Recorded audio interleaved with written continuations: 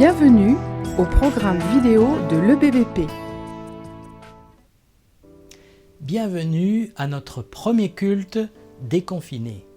Nous sommes le 17 mai 2020 et le déconfinement a enfin eu lieu. Nous sommes heureux de pouvoir sortir plus librement, de reprendre nos activités, de voir un peu plus de monde. Personnellement, je suis content d'avoir retrouvé le chemin du coiffeur, de pouvoir dîner en famille avec ma mère. Mais nous ne savons pas encore quand les réunions rue André Gide pourront reprendre, probablement le premier dimanche de juin, et nous nous préparons pour cela. En attendant, nous voulons remercier tous les jours notre Seigneur pour sa bonté, pour sa patience, pour sa provision à tous nos besoins. Le Seigneur est si fidèle et si généreux. Alors, louons-le.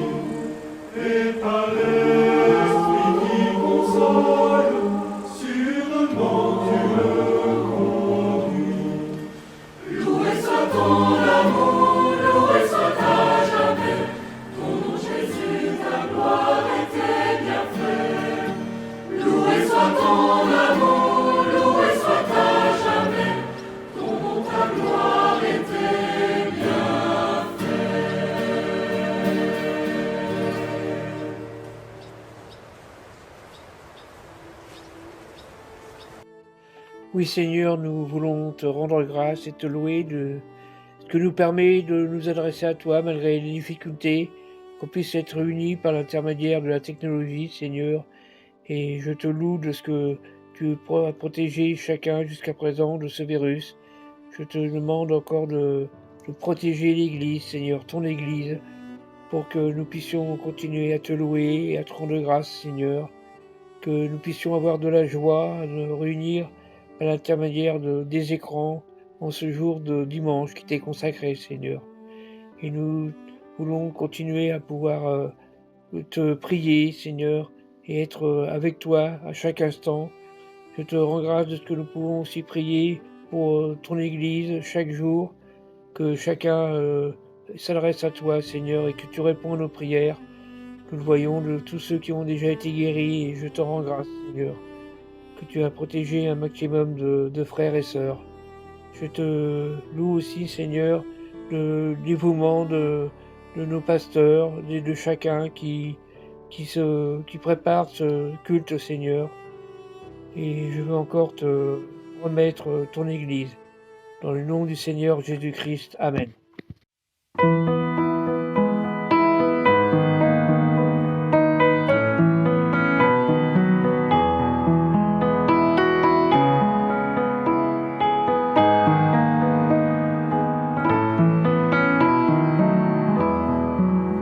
C'est vers toi que je me tourne, je veux marcher dans tes voies, j'élève mes mains pour te rencontrer, mon cœur désire te chanter, pour bénir et célébrer ton saint nom, car tu es fidèle et bon.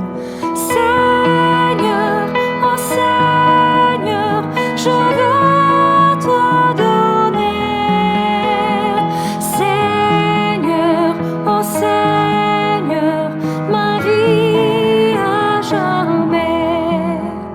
Mes yeux contemplent ta gloire, ta vie ranime ma foi, ta paix et ta joie inondent mon cœur, toi seul fais tout mon bonheur. Je veux proclamer que tu es celui qui chaque jour nous bénit. Seigneur, oh Seigneur, je veux partager. Seigneur, oh Seigneur, ton éternité. Seigneur, oh Seigneur, je veux partager. Seigneur, oh Seigneur, ton éternité.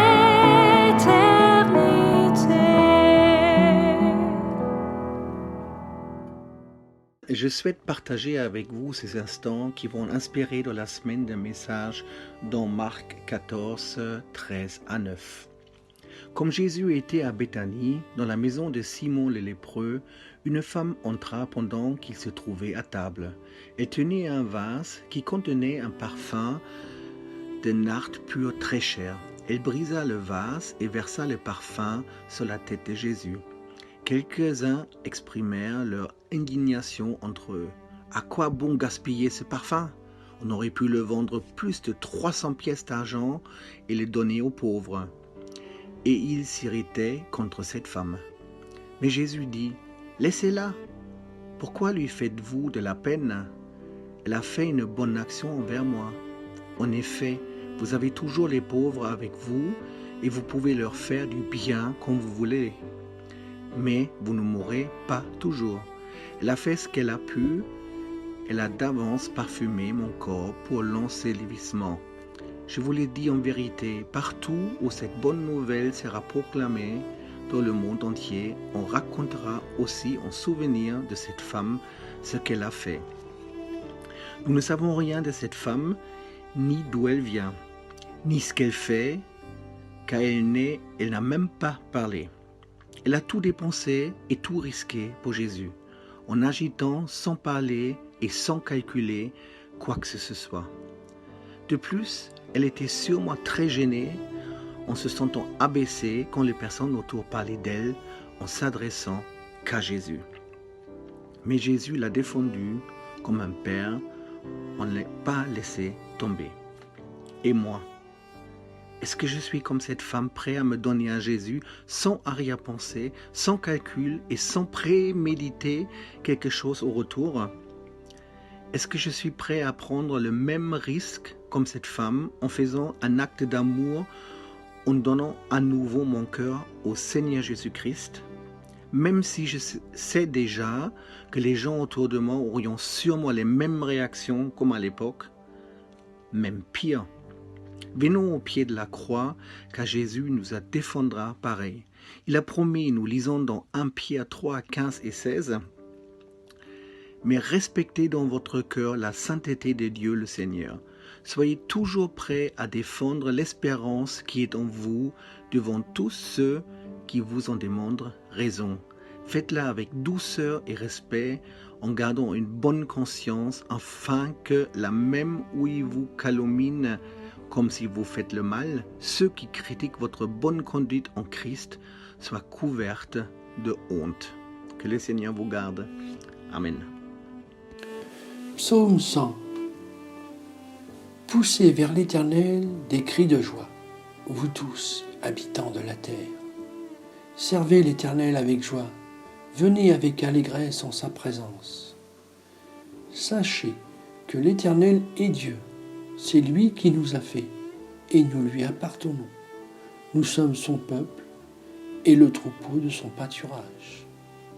Entrez dans ses portes avec des louanges, dans ses parvis avec des cantiques. Célébrez-le, bénissez son nom, car l'Éternel est bon. Sa bonté dure toujours, et sa fidélité de génération en génération.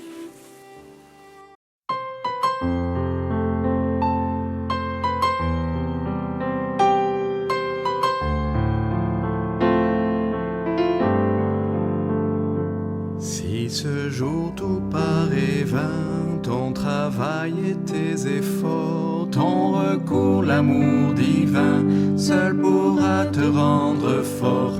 Que cela te soit facile, ou lorsque tes pas sont lourds, reste ami toujours docile, obéis bien chaque jour, persévère dans le combat de la foi, persévère, garde ton chemin étroit, persévère, quand se dressera ta croix, persévère, suis l'exemple de ton roi, ô mon frère, persévère, persévère.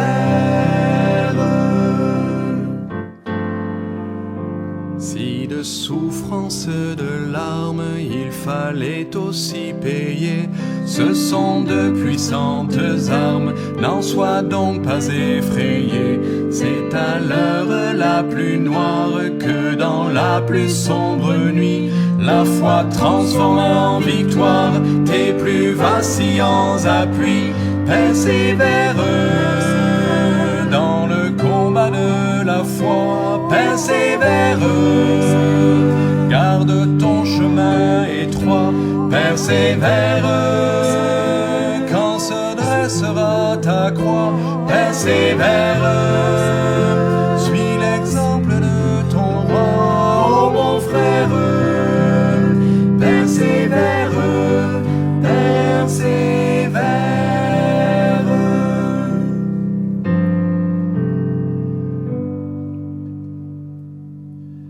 N'oublie pas que ton Sauveur a connu bien avant toi les angoisses et la douleur, l'humiliation de la croix. Un instant le cœur troublé devant cette coupe amère, Jésus n'a pas reculé, il s'est soumis à son Père.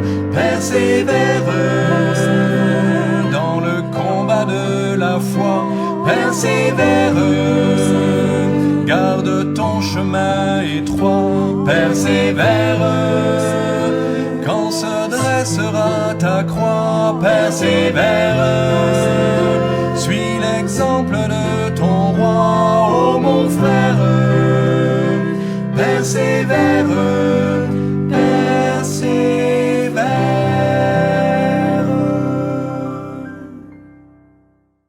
Nous voulons écouter ce poème anonyme que notre sœur en Christ, Marlène, une amie de M. Somerville, nous a envoyé cette semaine.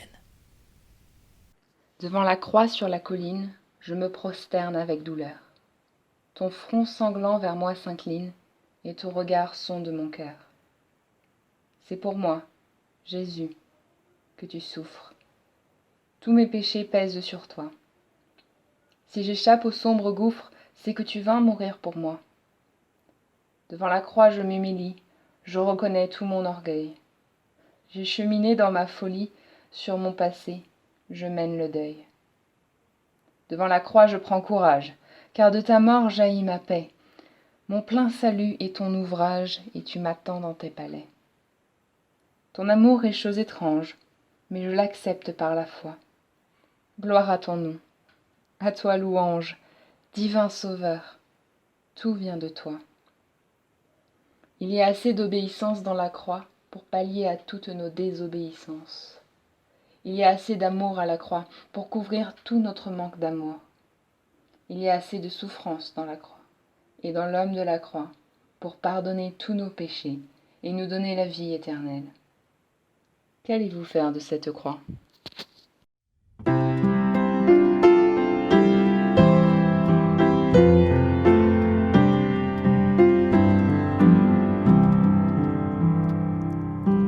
Entre tes mains, j'abandonne tout ce que j'appelle mien. Oh, ne permets à personne, Seigneur, d'en reprendre rien. Oui, prends tout, Seigneur. Oui, prends tout, Seigneur. Entre tes mains, j'abandonne tout avec bonheur. Je n'ai pas peur de te suivre sur le chemin de la croix. C'est pour toi que je veux vivre. Je connais, j'aime ta voix. Oui, prends tout, Seigneur. Oui, prends tout, Seigneur. Sans rien garder, je te livre tout avec bonheur.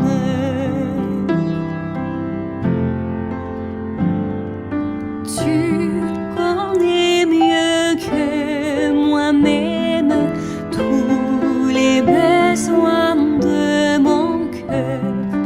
Et pour mon bonheur suprême, tu peux me rendre vainqueur. Oui, prends tout, Seigneur. Oui, prends tout, Seigneur. Je ne vis plus pour moi-même, mais pour mon Seigneur. Prends mon corps et prends mon âme, que tout en moi soit à toi, que par ta divine flamme, tout mal soit détruit en moi. Oui, prends tout, Seigneur. Oui, prends tout, Seigneur. Prends mon corps et prends mon âme, règne sur mon cœur. Oui, prends tout, Seigneur. Oui, prends tout, Seigneur. Prends mon corps et prends mon âme, règne sur mon cœur.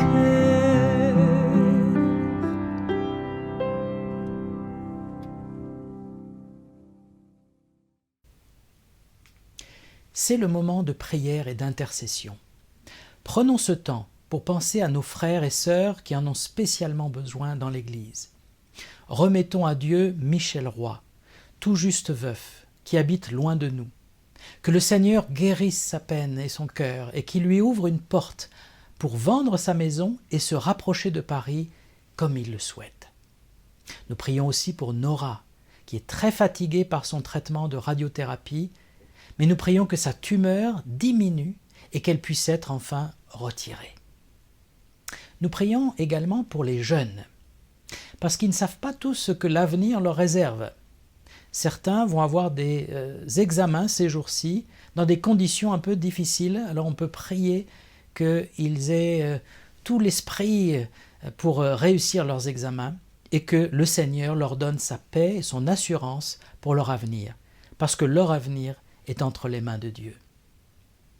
Prions aussi pour nos proches qui ne connaissent pas encore le Seigneur, afin que tous ces événements les amènent à la repentance et à la foi. Nous voulons redoubler de prières pour eux. Prions également pour la rentrée de l'Église, que Dieu nous donne la sagesse pour savoir comment organiser les réunions, qui pourra venir, qui ne pourra pas venir, et que personne ne soit oublié dans tout cela.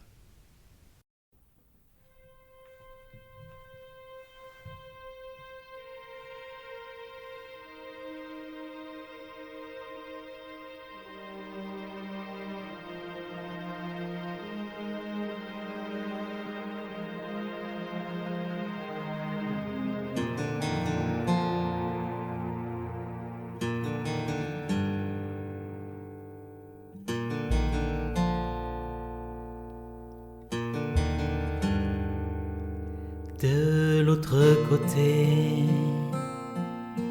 c'est l'éternité, pas d'heure ni de seconde, le temps s'est arrêté, la lumière remplit tout, et l'air est si doux de l'autre côté.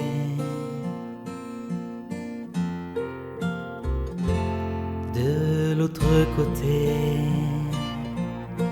il n'y a plus de mal, plus de vol, de mensonges, plus rien de commercial, plus d'abus, de violence, d'orgueil ni de vengeance de l'autre côté. Je n'ai peut-être pas vu le ciel, ce n'est pour moi qu'une espérance, mais sa promesse est réelle. J'ai son assurance, je peux voir Jésus me sourire et m'appeler jusqu'à lui, car mon nom est dans le livre de vie. Quand Dieu m'appellera, il me prendra là-haut de l'autre côté.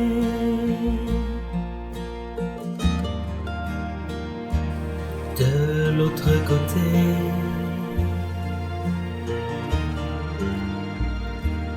De l'autre côté. Nous serons des millions, unis dans la paix, l'amour et la communion, consolés de nos maux, près de Jésus l'agneau, de l'autre côté.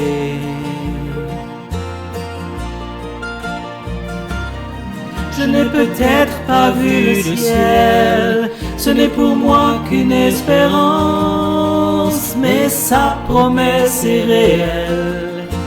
J'ai son assurance, je peux voir Jésus me sourire et m'appeler jusqu'à lui, car mon nom est dans le livre de vie. Quand Dieu m'appellera, il me prendra là-haut. Il n'y aura plus de pleurs et plus de larmes là-haut dans l'éternité.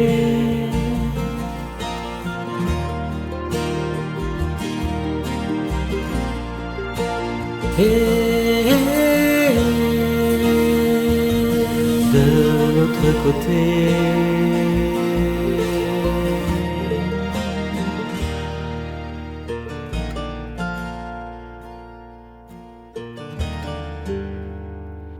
seras-tu de l'autre côté?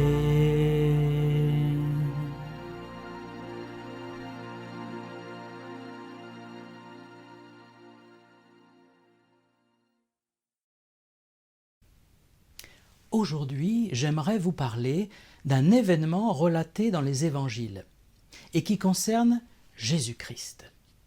Cet événement, c'est la transfiguration de Jésus. Il révèle qui est vraiment Jésus, que ce n'était pas juste un simple homme, et ça renforce notre espérance et notre foi.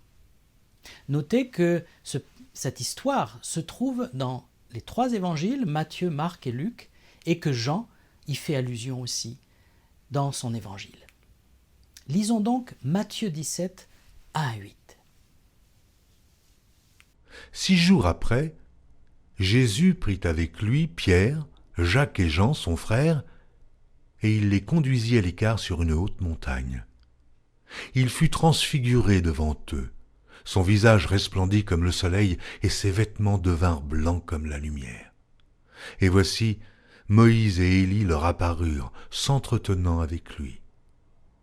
Pierre, prenant la parole, dit à Jésus, « Seigneur, il est bon que nous soyons ici. Si tu le veux, je dresserai ici 3 tentes, une pour toi, une pour Moïse et une pour Élie. » Comme il parlait encore, une nuée lumineuse les couvrit.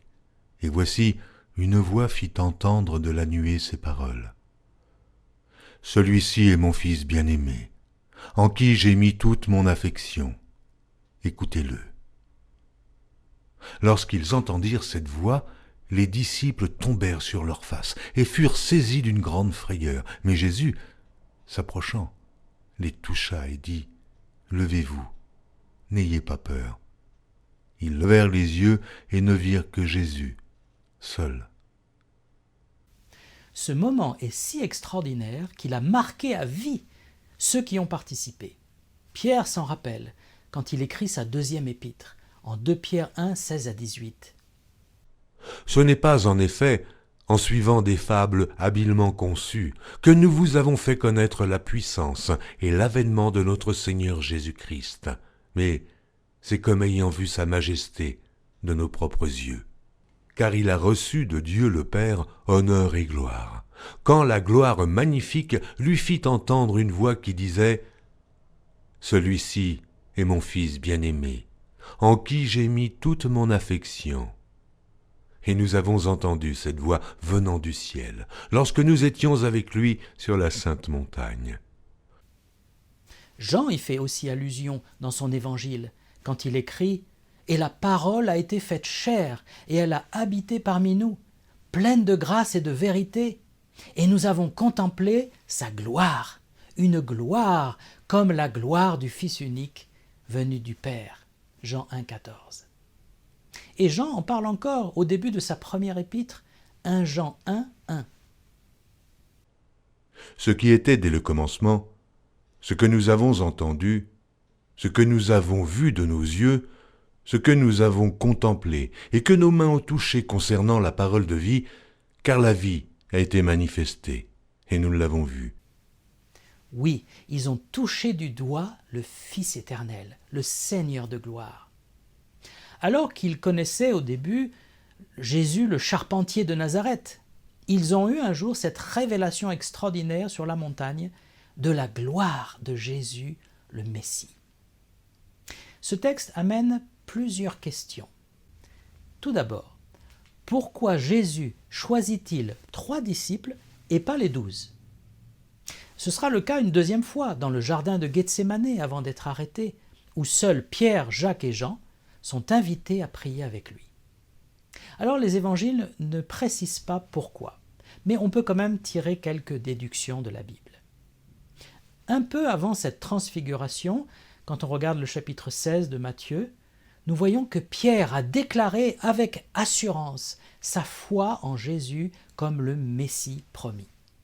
Et Jésus lui dit que c'est par révélation qu'il a compris cela, alors que les autres disciples et apôtres n'étaient pas aussi sûrs que lui.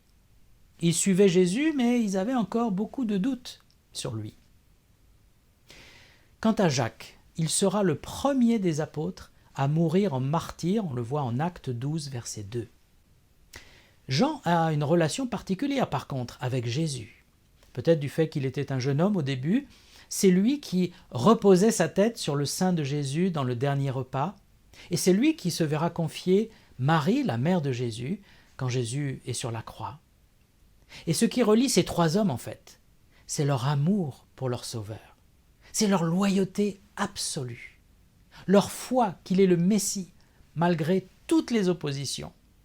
Alors c'est vrai, Pierre va renier Jésus en parole lorsque Jésus est jugé, mais Pierre est là avec Jésus en fait. Les autres se sont tous enfuis et lui, il est fidèle, il est loyal, mais devant la crainte des Romains et d'être arrêté, il craque et il renie le Seigneur en parole. Mais il ne l'a pas renié dans son cœur, même il a pleuré amèrement après cela et il est revenu vers le Seigneur. Si vous lisez la Bible en entier, vous remarquerez que certains hommes et certaines femmes sortent du lot. Ils ont eu une relation particulière avec Dieu. Par exemple, Enoch, Noé, Abraham, Moïse, David, Daniel, Rahab, Ruth, Esther, etc., etc. Est-ce qu'ils étaient meilleurs que les autres? Non. Est-ce qu'ils étaient plus religieux, plus stricts dans l'observation de la loi? Non. Par contre, ils aimaient Dieu de tout leur cœur. Ils ont connu des chutes, certes, des doutes même, mais leur cœur était profondément attaché à Dieu. Ils avaient donné leur vie à Dieu.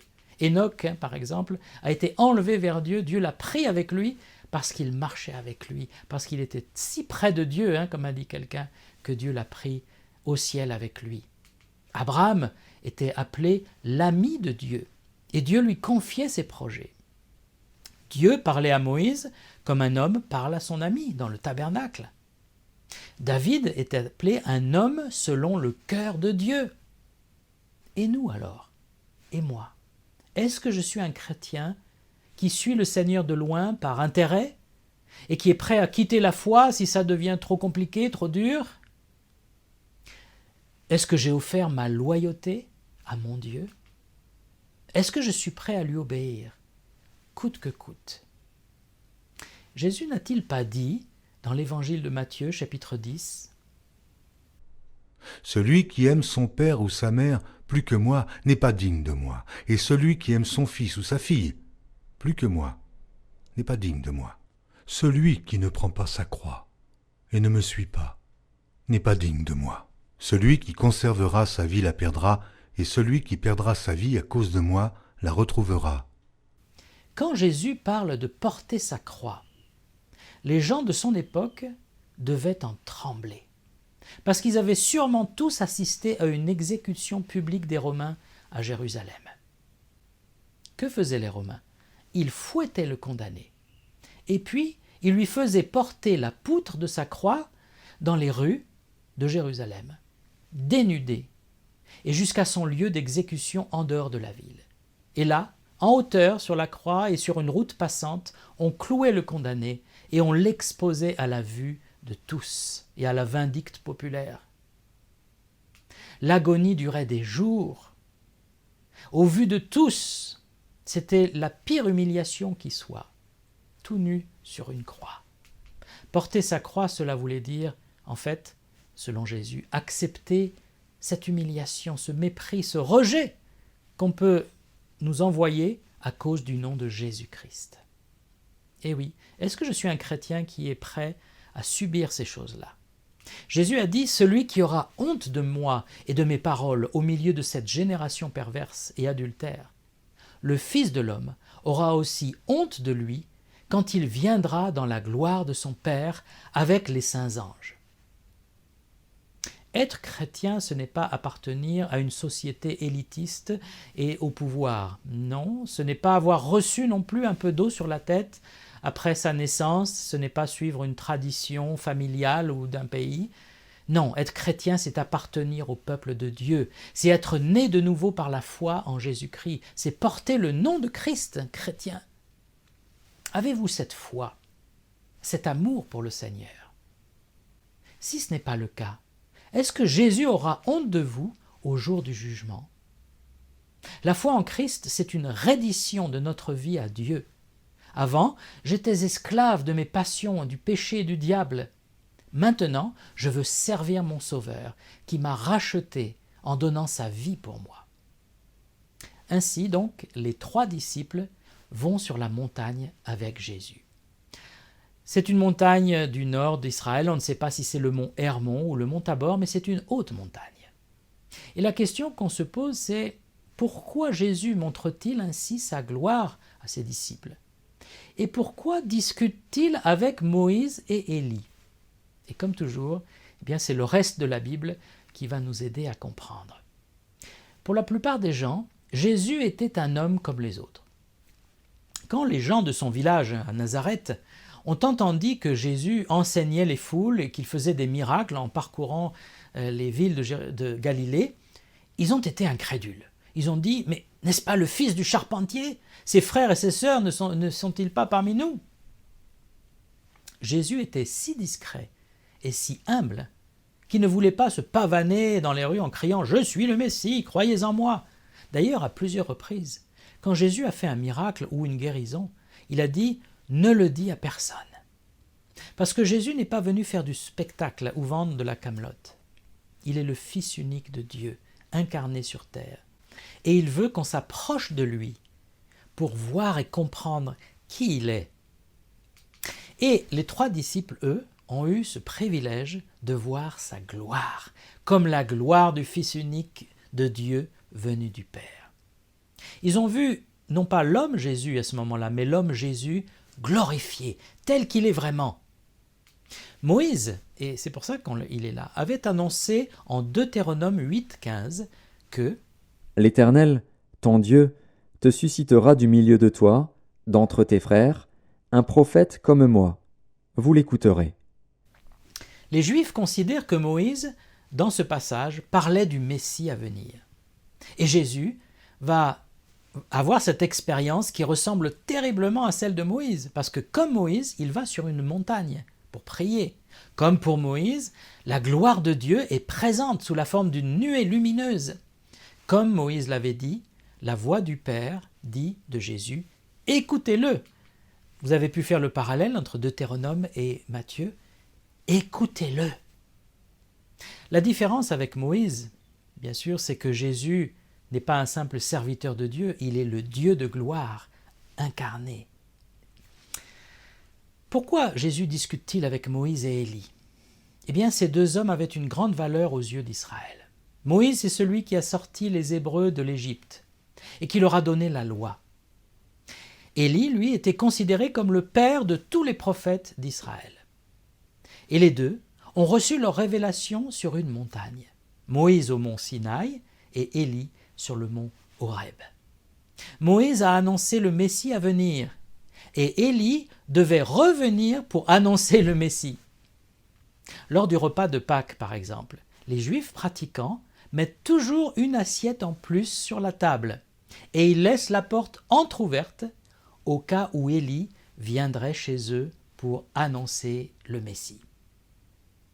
Et puis, Moïse et Élie sont cités dans les derniers versets du Tanakh, c'est-à-dire les livres hébraïques de la Bible. En Malachie 4, versets 4 à 6, nous lisons « Souvenez-vous de la loi de Moïse, mon serviteur, auquel j'ai prescrit en Horeb, pour tout Israël, des préceptes et des ordonnances. Voici, je vous enverrai Élie, le prophète, avant que le jour de l'Éternel arrive, ce jour grand et redoutable. » On retrouve Moïse et Élie dans le livre de la Révélation, c'est-à-dire le dernier livre aussi du Nouveau Testament. Ils sont les 2 témoins de Dieu à Jérusalem. Ainsi, Jésus n'est pas tombé comme un cheveu sur la soupe. Il n'est pas non plus une invention de l'Église catholique romaine au IVe siècle. Il est le Messie d'Israël et le Messie du monde, annoncé par les prophètes. Mais une autre question se pose. Jésus parle avec Moïse et Élie de son départ pour Jérusalem, puis ensuite une nuée les couvre et la voix du Père dit « Celui-ci est mon Fils bien-aimé, écoutez-le ». Et puis Jésus se retrouve là, seul. Qu'est-ce que tout cela veut dire? Jésus, le Messie, s'apprête à prendre le chemin de Jérusalem à partir de ce moment-là. Il sait qu'à Jérusalem, il sera arrêté, condamné et crucifié, et qu'il ressuscitera le 3e jour.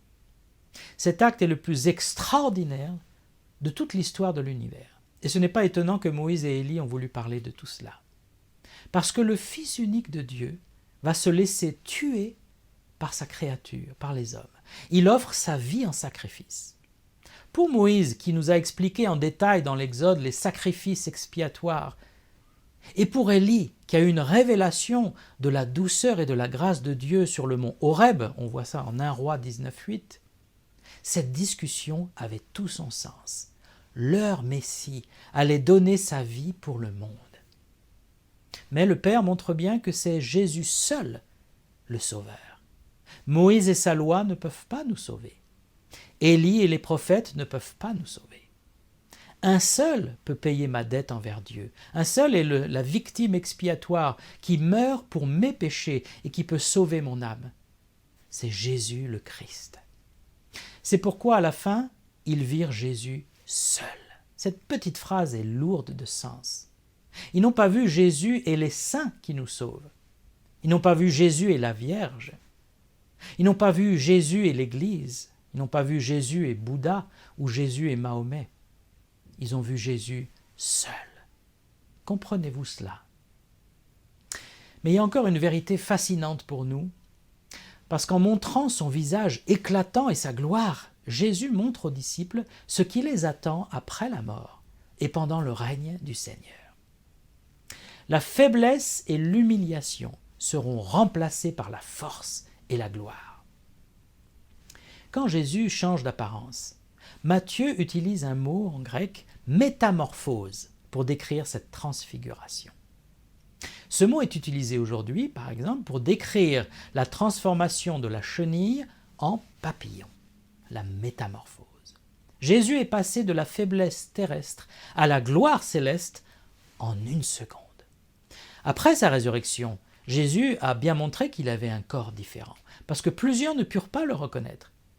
Et Jean, dans l'Apocalypse, décrit Jésus avec sa tête et ses cheveux blancs comme la laine blanche, comme de la neige, ses yeux étaient comme une flamme de feu, ses pieds étaient semblables à du bronze ardent, comme s'il avait été embrasé dans une fournaise, et sa voix était comme le bruit de grandes eaux. Apocalypse 1, 14 et 15. Nous, chrétiens, nous croyons à la vie après la mort, dans un nouveau corps qui sera sans péché, sans méchanceté, sans orgueil aucun. Nous vivrons dans la présence même du Seigneur, dans un lieu paisible et magnifique. Pour un athée ou un agnostique, tout cela est méprisable. Oui, c'est une fuite, une utopie illusoire.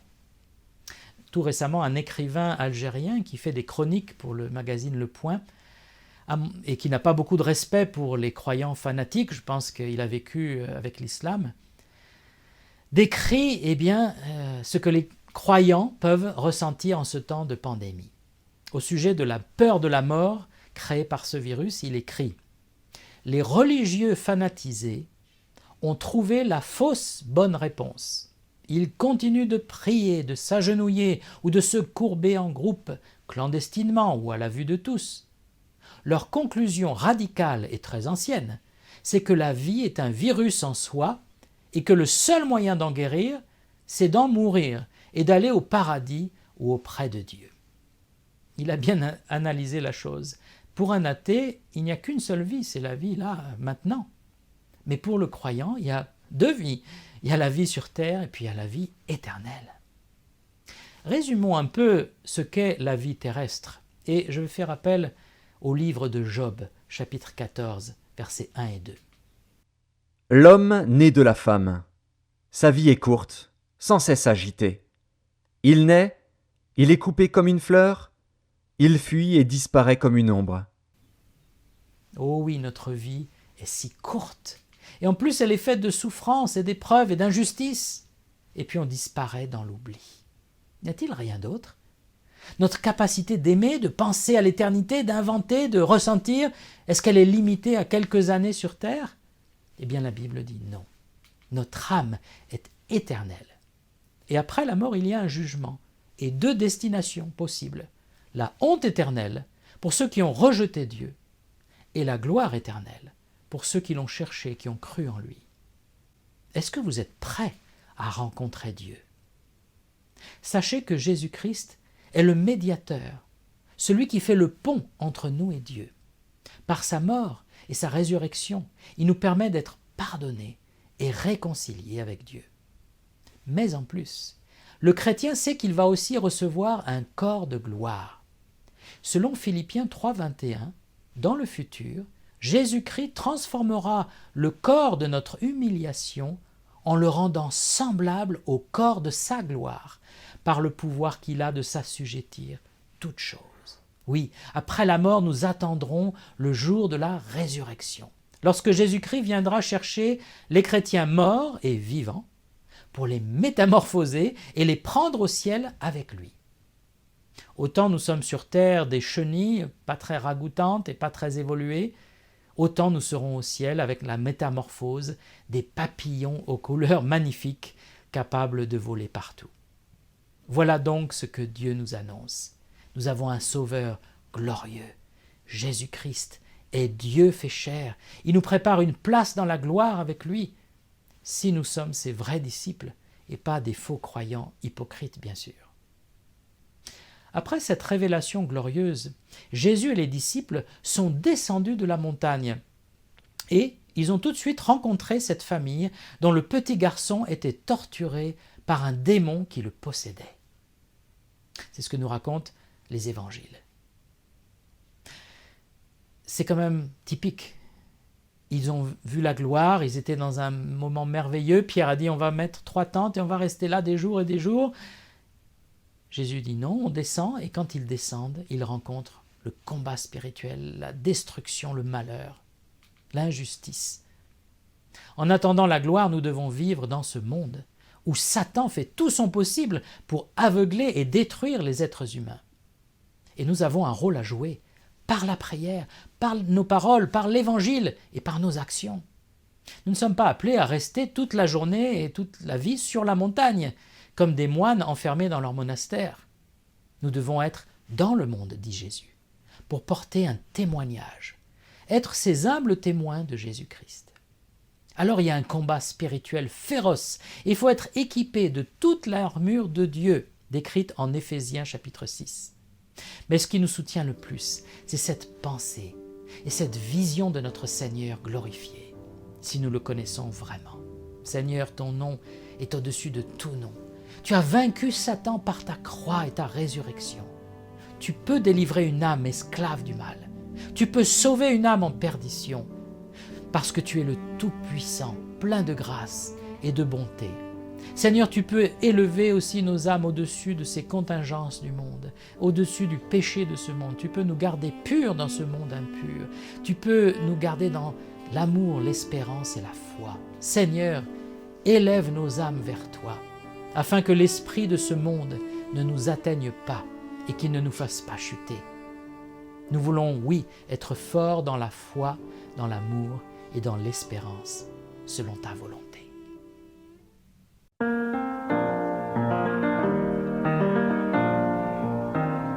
Je t'exalterai, Seigneur, parmi toutes les nations.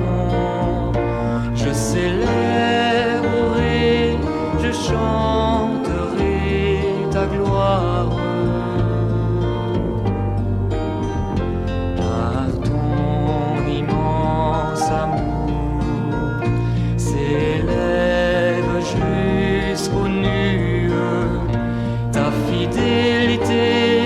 ta fidélité jusqu'aux cieux.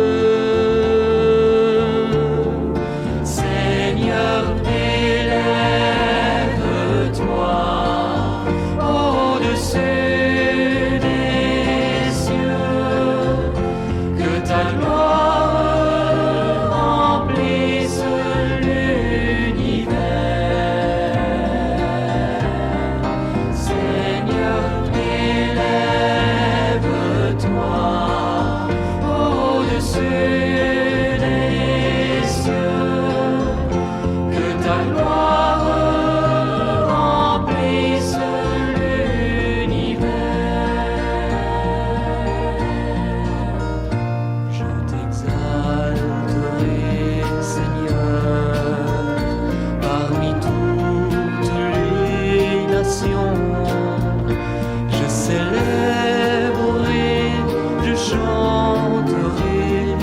gloire.